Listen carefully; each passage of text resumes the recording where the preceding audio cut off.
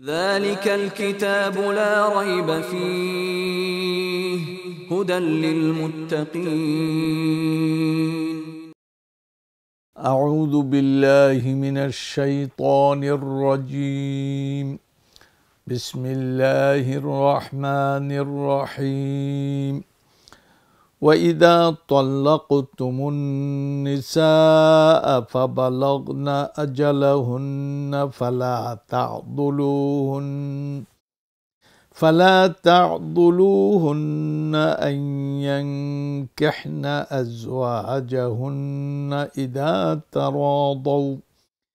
إذا تراضوا بينهم بالمعروف ذلك يوعظ به من كان منكم يؤمن بالله واليوم الآخر ذلكم أزكى لكم وأطهر والله يعلم وأنتم لا تعلمون صدق الله العظيم। আর যখন তোমরা প্রয়োজনে তালাক দিবে স্ত্রীদেরকে, অতঃপর তারা পৌঁছে যায় তাদের ইদ্যত সীমায়,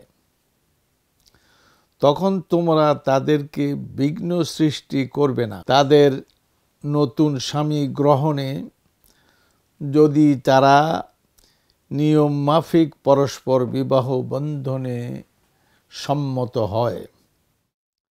এসব দ্বারা উপদেশ দেওয়া হচ্ছে তাকে যে তোমাদের মধ্যে আল্লাহ ও শেষ দিবসে ঈমান পোষণ করে। এসব তোমাদের জন্য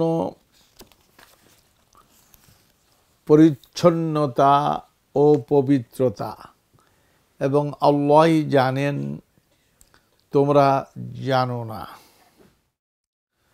সুপ্রিয় দর্শক ও শ্রোতা, জীবনের আলো অনুষ্ঠানে আপনাদেরকে মোবারকবাদ। আজকে আমরা সূরা আল বাকারার আয়াত নম্বর 232 অর্থাৎ একটি আয়াতে কারিমা তেলাওয়াত এবং তার বাংলা তর্জমা আপনাদের সামনে উপস্থাপন করলাম। এবার বিস্তারিত আলোচনা। ওমা তৌফিকুনা ইল্লা বিল্লাহ। এটি জীবনের বাস্তবতা। পৃথিবীর বুকে জীবন চর্চা, জীবন সৃষ্টি আল্লাহর। জীবন চর্চা তার বাস্তবতা আল্লাহ তাআলারই সৃষ্টি। সে অনুযায়ী জীবন কিভাবে চর্চা করতে হবে তার পথ তো উপায় আল্লাহ পাক বলে দিচ্ছেন। সেই প্রসঙ্গে এখানে আজকে আলোচনা যে যখন তোমরা তালাক দেবে স্ত্রীদেরকে প্রয়োজনে, মানে এমন প্রয়োজন যে স্ত্রীর সঙ্গে আর কোনো অবস্থাতেই বনা হচ্ছে না, অতএব তাকে তালাক দিতেই হয়। তো তালাক প্রাপ্তা স্ত্রী যখন তার ইদ্যত সীমায় পৌঁছে যায় মানে তার 3টি পিরিয়ড তার পার হলো। 3টি পিরিয়ড মানে যেটাকে আমরা হায়েজ বলি, এই 3টি পিরিয়ড পার হয়ে যাওয়ার পরে সে পবিত্রতায় পৌঁছে গেল, তখনই কিন্তু তার অবসর মধ্যবর্তী সময়সীমা এটা পার হয়ে গেল। এখন সে অন্য কোনো স্বামী গ্রহণে তার সামনে কোনো বাধা থাকলো না। আর এখন তাকে প্রথম স্বামীও ফেরত নিতে পারবে না, কারণ 3 তালাকের পরে 3টি মুদ্দত চলে গেল, 3টি পিরিয়ড চলে গেল, তখন আর প্রথম স্বামী তার স্ত্রীকে ইচ্ছা করলেও বিবাহের বন্ধনে আবদ্ধ করতে পারবে না। অতএব সে যদি তালাক প্রাপ্তা স্ত্রী যদি অন্য স্বামী গ্রহণ করে ন্যায়ভাবে তাদের পারস্পরিক সম্মতির ভিত্তিতে তারা যদি স্বামী গ্রহণ করে তখন বলা হয়েছে ফালা তা'দুলুহুন্না, তখন তোমরা কোনো বিঘ্ন সৃষ্টি করবে না, মানে তার অন্য স্বামী গ্রহণে তাকে কোনো রকম বিঘ্ন সৃষ্টি করা যাবে না। যেমন স্বামী অন্য স্ত্রী গ্রহণে যেমন স্ত্রীর পক্ষে বাধা বিঘ্ন সৃষ্টি করা উচিত নয়। সুতরাং আল্লাহ পাক বলছেন যালিকা ইউআদু বিহি, এর দ্বারা এই যে বিধি বিধানের কথা বলা হলো, নিয়ম নীতির কথা বলা হলো, যালিকা এইসব তারাদাউ বাই, এটা ইউআদু বিহি, এটা এর দ্বারা তোমাদেরকে ওয়াজ করা হচ্ছে। ওয়াজ মানে উপদেশ দেয়া হচ্ছে। ইউআযু বিহি মান কানা মিনকুম ইউমিনু বিল্লাহি ওয়াল ইয়াউমিল আখির, তোমাদের মধ্যে যারা ইউমিনু বিল্লাহ, আল্লাহ তাআলার প্রতি ঈমান পোষণ করে এবং কিয়ামতের দিবসেও ঈমান পোষণ করে। তার মানে আল্লাহ তাআলা তো অন্যায় করলে ধরবেন আর ন্যায়ানুগ করলে পুরস্কার দিবেন, কিন্তু ধরবেন কবে, পুরস্কার দিবেন কবে?